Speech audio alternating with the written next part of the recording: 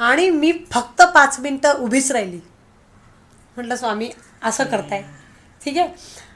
देवाने जे म्हणजे स्वामींनी हा जो आधार दिला ना, मग डॉक्टरकडे गेले, डॉक्टरकडून रेफरन्स गोळ्या घेतल्या वगैरे. तर काय करू, आणि मामाने पण एक सांगितलं की तू ही मेडिसिन्स डॉक्टरला रेफर करायला सांग त्याच्या सेम ह्याची कॅल्क्युलेशनची. तर मग ती गोळी घेतली आणि त्या गोळीने फरक पडला. त्या औषधाने मेन अद्रकाच्या त्या 2 दिवसात मी बरी झाले रे. सांग, जे 25 दिवस मेडिसिन मरत होते मी लिटरली. काय तुला सांगू, कळवळ काय होती, चीड म्हणजे एकटंच. आणि सगळ्यात जास्त डेंजरस भाग असा की सोबतचे कोणी मदतीला नाही. एकटा स्वयंपाक करा, एकटा कपडे, स्वतःचे कामं, सगळा घराचा आवरावर, आणि त्यात नोकरी करायची. हे फार अवघड होतं रे. पण त्या परिस्थितीमध्ये पण माझ्या परमेश्वराने माझी साथ नाही सोडली. ते सोबतच होते. आणि तुला सांगते, मग रात्र झाली, स्वामी चला जेवायला बसा, स्वामी काय करूया. मी त्यांच्याशी गप्पा मारायची. सागर विचार कर, मला एकटेपणा जाणवलाच नाही. ओके, जाणवलाच नाही की ते आहेत माझ्या बरोबर. हे फार अवघड आहे. आपण समाजशील प्राणी आहोत. कारण एक सायकोलॉजिकली मुलीची नवऱ्याची सवय ना. करेक्ट. आणि त्यांना मी सांगायचे, स्वामी म्हटलं तुम्ही आहात ना, मग मी आहे. मी खमकेपणे करणार नोकरी, तुम्ही राहा फक्त माझ्याबरोबर. करेक्ट. आणि मग हे रुटीन, रोजचं रुटीन. मग थोड्या काळानंतर मग घरचं थोडं. मग मुलीवर एक प्रसंग बेतला होता. कारण 6 महिन्यात पोरीपासून लांब. ओके. तिला ते सहन नाही झालं. म्हणजे ही परीक्षा असते रे आपली. राईट. परीक्षा असते आणि त्याच्यात तुम्हाला उभं राहायचं. आणि सगळ्यात कठीण रोल ना, जो खमका असतो ना, त्यालाच देव देतो. आणि ही माझी परीक्षा होती. मी त्यांना सांगायची, तुम्ही किती परीक्षा घ्याल बघा, मी उभी राहणार, कारण मी तुमचीच भक्त आहे, मी उभी राहणारच. मग मुलीचा आवाज ऐकला तर something she was in depression का काहीतरी तिच्यावर निगेटिव्ह आलं होतं. ओके. निगेटिव्ह आलं होतं. मैत्रिणीला फोन केला, जा तिच्याकडे. आणि ती गेली. तिने जरा अंगारा वगैरे स्वामींचा लावला. मग एक आपला बाळकुम गावातलाच एक आहे तुषार पाटील, हिप्नोटिस्ट आहे. तर त्याला म्हटलं पहिलं घरी जा आणि तिच्यावरचं काय निगेटिव्ह ते काढून टाक. तो गेला, त्याने बघितलं ताई खूप निगेटिव्हिटी होती. ती मॅथ्समध्ये नापास झाली होती. विचार करते इतक्या. कारण त्याचं कारण की आईपासून पाताटून. करेक्ट. मुलाला बाळ झालं ते, आणि ते पण 6 महिने. अवघड होतं रे ते, अवघड. मला ते सहन करायचं होतं, पण मला तिथूनही स्ट्रॉंग राहून मला तिथे स्वतःला इथून पण आणि इथून पण स्ट्रॉंग ठेवायचं होतं. दोन्ही पण एकटा ना रे. भारतीय दूतावासातील कामाची पद्धत कशी आहे आणि दूतावासातील लोकांचे अनुभव कसे होते आणि बाहेरच्या लोकांचे अनुभव हे कसे होते? पहिलं तर कामाची पद्धत खूप जबरदस्त स्ट्रॉंग. कारण तुमच्यावर जबाबदारी येते. आणि जेव्हा तुमच्यावर जबाबदारी येते तर तुम्हाला ती जबाबदारी खूप अलर्ट करते. मग ती जबाबदारी तुम्हाला कशी घ्यायची हा तुमचा भाग असतो. त्यामुळे मी ती खूप हेल्दी आणि स्ट्रॉंगली घेतली की येस मी करणार, मी राहणार उभी. जेवढं माझं काम असायचं तसं मी तसं करायची. पण एक कटू सत्य जे आहे ते मी तुला सांगू इच्छिते, आपल्या प्रेक्षकांनाही सांगेन की केंद्रीयातील लोकांकडे आपण जेव्हा प्रतिनियुक्तीवर जातो बघ, विषय समज, तेव्हा ना ते आपल्याला ना, आपण तिथे ना एका सासरवाशिणीसारखे असतो. ओके. तिथे तुमचा जाच होणार हे नक्की. तुम्ही पाहुणे आहात, तो पाहुण्यांसारखीच ट्रीटमेंट तुम्हाला मिळाली जाते. मग तू विचार कर. आणि त्यात जर तुम्ही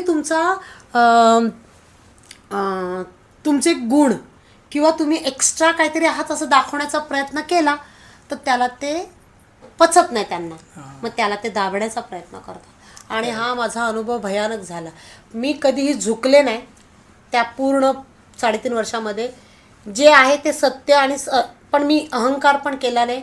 नम्रतेने बोलले, सर हे चुकतंय, हे चुकतंय. हां, माझा आवाज एक आहे, त्यामुळे त्यांना कदाचित तो ॲरोगन्सीने वाटत असेल, पण माझ्या मनात तो भाव की नम्रतेने, सर ये मैं कर रही हूँ, हां सर हे करायचं आहे, हे असं. आणि असंच ठेवलं. पण ह्या लोकांचं म्हणणेशील ना तर मग ही क्रॉस करते ना. क्रॉस केल्यानंतर मग ह्यांचे षडयंत्र सुरू होतात. करेक्ट. दर 15 दिवसांनी एक कांड करायचे, काहीतरी मुद्दाम किडे. एखादा अर्ज दिला असेल तो अर्ज लंपास कुठेतरी, मग परत तो अर्ज द्या. आपल्याला जे अनटायटल्ड असतात काही गोष्टी किंवा काही, तर ते मिळणारच नाहीत. ओके. आणि अननेसेसरी मानसिक खच्चीकरण.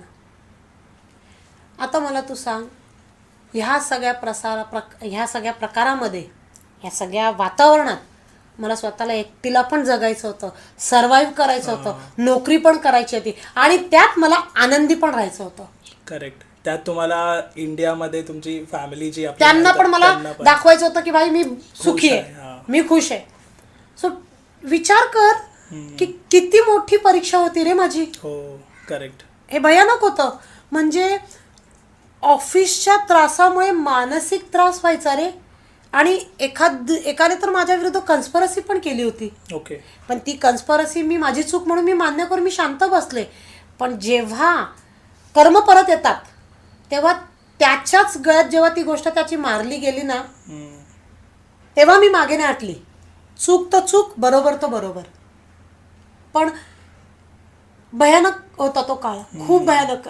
म्हणजे टेन्शन आलं की रात्री झोप नाही यायची रे. ओके. ओरडायची 3-3, 4-4 वाजता. स्वामी काय करू, म्हणजे मी 10 वाजता असं जाणार बेडवर, आता मी झोपणार आहे, आणि 3-2 वाजले तरी झोप नाही. तेच विचार वगैरे. विचार बॅक ऑफ द माइंड. आणि त्रास इतका व्हायचा ना, मी काय सांगू तुला. स्वामींनी, म्हणजे मी स्वामींना फोटो माझ्या समोरच ना, समोरच बेडरूममध्ये पण असाय स्वामींचा. स्वामी काय करू, किती परीक्षा घ्याल, थकले मी. म्हणजे तुम्ही मला स्ट्रॉंग बनवताय, अजून किती स्ट्रॉंग बनवताय मला तुम्ही.